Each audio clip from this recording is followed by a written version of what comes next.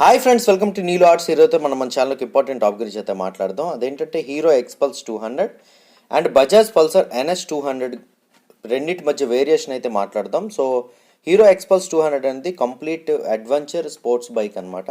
అంటే ఇది off roader, complete off roader and off road tourer కూడాను. టూరింగ్ పర్పస్లో కూడా ఈ మోటార్ సైకిల్ అయితే యూస్ చేయొచ్చు. అయితే బజాజ్ పల్సర్ NS 200 తీసుకున్నట్టయితే దీన్ని నాకెడ్ స్పోర్ట్స్ బైక్ అంటారు. NS means naked sports bike.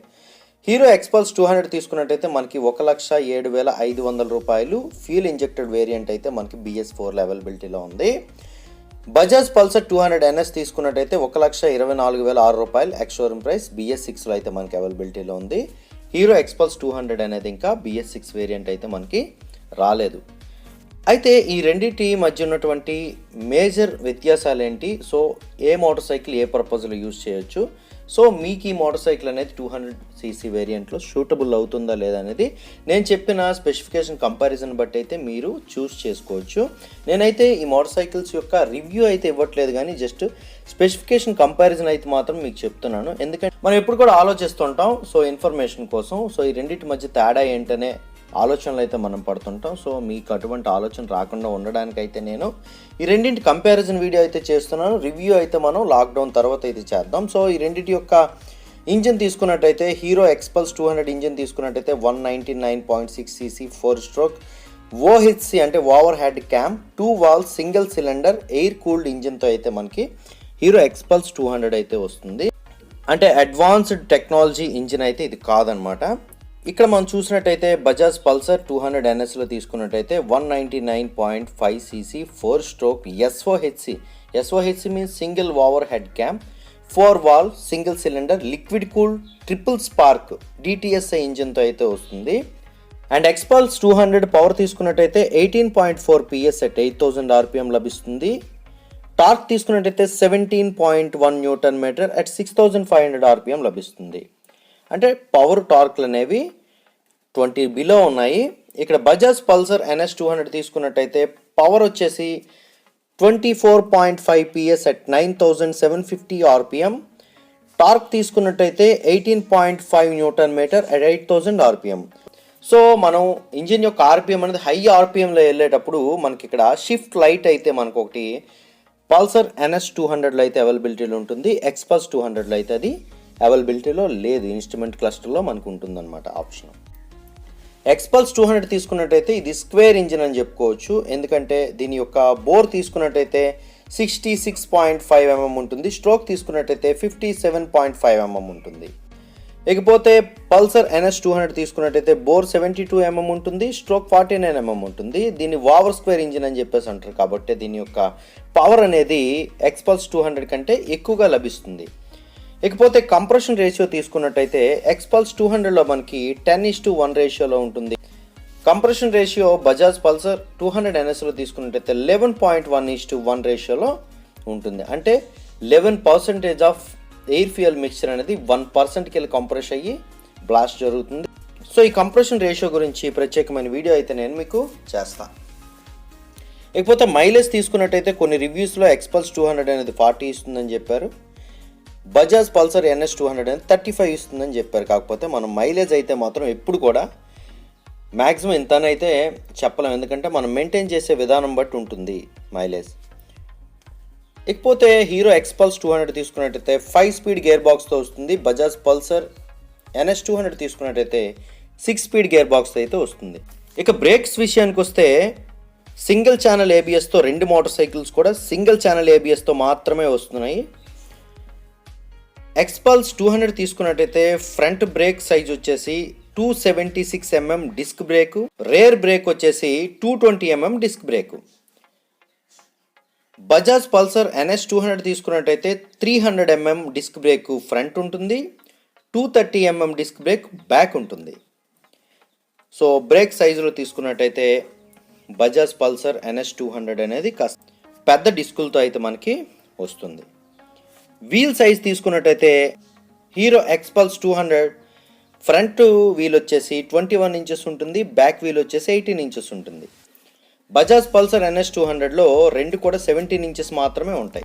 ఇకపోతే టైర్ సైజ్ విషయానికి వస్తే ఎక్స్పల్స్ 200 తీసుకున్నట్టయితే 90/90 21 ఇంచెస్ ట్యూబ్ టైర్ అయితే ఉంటుంది ఫ్రంట్ సైడ్.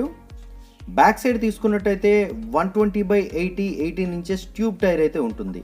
ఇక్కడ ట్యూబ్ టైర్ ఉండడానికి గల ప్రధాన కారణం ఏంటంటే ఇది స్పోక్ వీల్తో వస్తుంది. సో అడ్వెంచర్ సిగ్మెంట్లో ఉన్నటువంటి మోటార్ సైకిల్స్ అన్నీ కూడా స్పోక్ వీల్తో మ్యాక్సిమం వస్తాయి. ఎందుకంటే అక్కడ మనకి మన బ్యాక్ పెయిన్ అనేది రాకుండా, సో కొండలెక్కి దిగేటప్పుడు ఫ్రిక్షన్ అనేది ఈ స్పోక్స్ కాస్త తగ్గిస్తాయి అన్నమాట. ఇక పల్సర్ NS 200 తీసుకున్నట్టయితే ఫ్రంట్ టైర్ సైజ్ వచ్చేసి 100/80 17 ఇంచెస్ ట్యూబ్లెస్ టైర్తో వస్తుంది. బ్యాక్ సైడ్ తీసుకున్నట్టయితే 130/70 17 ఇంచెస్ ట్యూబ్లెస్ టైర్తో వస్తుంది. ఇవి రేడియల్ టైర్స్తో వస్తాయి అన్నమాట. కార్నరింగ్ చేసేటప్పుడు రోడ్ గ్రిప్ కోసం ఈ రేడియల్ టైర్స్ అయితే యూజ్ చేయబడ్డాయి. ఎక్స్పల్స్ 200 తీసుకున్నట్టయితే కంప్లీట్గా మనం ఆఫ్ రోడ్లో అయితే ఇది చాలా అంటే చాలా బాగా యూజ్ చేయొచ్చు.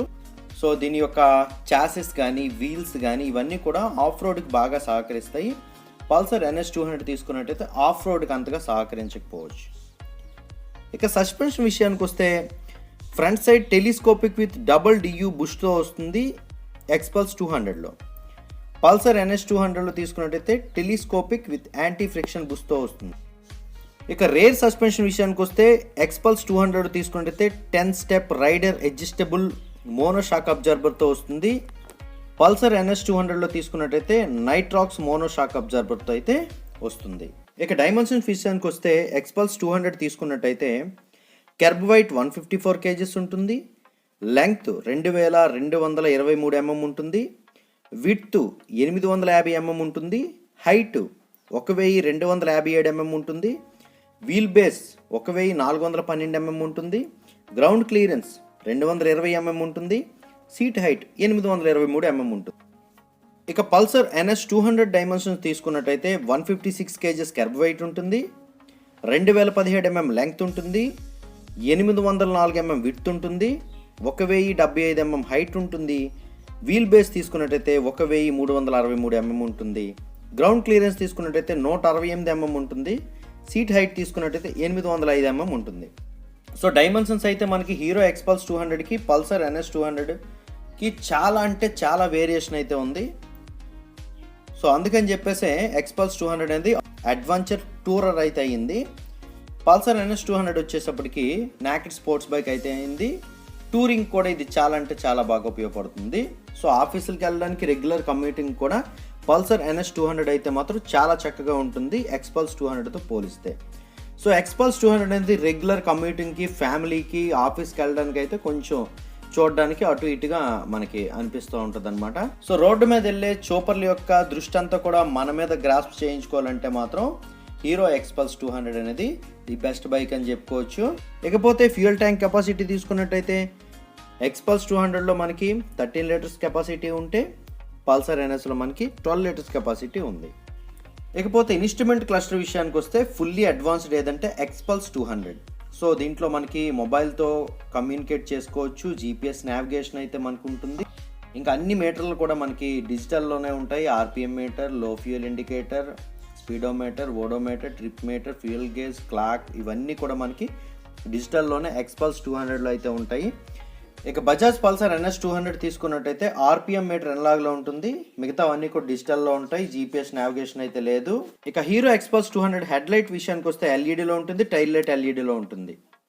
పల్సర్ NS 200లో తీసుకున్నట్టయితే హెడ్ లైట్ హాలోజన్లో ఉంటుంది. టైల్ లైట్ LEDలో ఉంటుంది.